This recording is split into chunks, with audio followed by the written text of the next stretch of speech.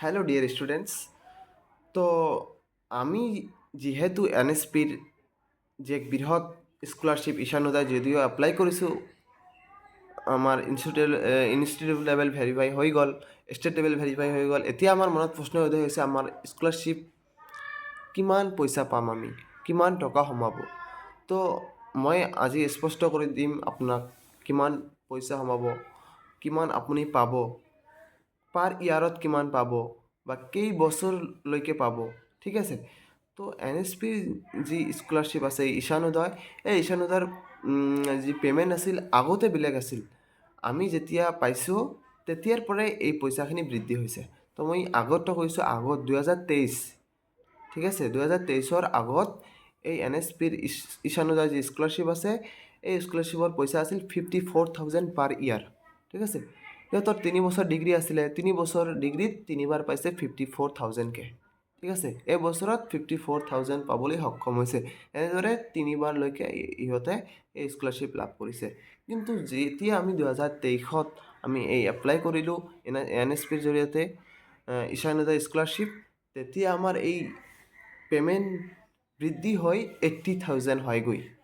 যিহেতু আমাৰ ডিগ্ৰী এতিয়া 4 ইয়াৰ, ঠিক আছে, 4 ইয়াৰ আণ্ডাৰ গ্ৰেজুৱেট প্ৰগ্ৰামৰ জৰিয়তে যিহেতু আমাৰ 4 ইয়াৰ ডিগ্ৰী এতিয়া হৈছে, আমাৰ সেই পে'মেণ্টটো বৃদ্ধি হৈছে। আমি এতিয়া 80,000 পাৰ মান্থ প্ৰদান কৰিব এন এছ পিয়ে।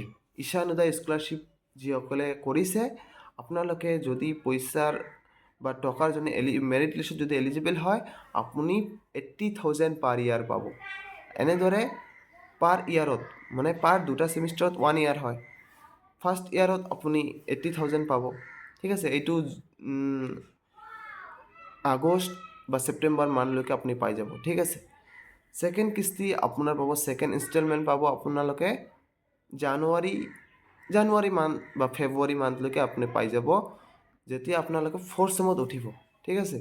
4th চেমত যেতিয়া ফেব্ৰুৱাৰী বা জানুৱাৰী মান পাই যাব ছেকেণ্ড ইনষ্টলমেণ্ট, অৰ্থাৎ 80,000, ঠিক আছে। এনেদৰে আপোনাক 4বাৰ প্ৰদান কৰিব। 4 ইয়াৰ ডিগ্ৰীত 4 টাইমছ আপোনালোকক এই 80,000 ৰুপিজ ঈশানোদয় প্ৰদান কৰিব। তো এতিয়া আমালোকৰ বাবে, মিডিল ক্লাছ ষ্টুডেণ্টৰ বাবে বৃহৎ এটা অপৰচুনিটি।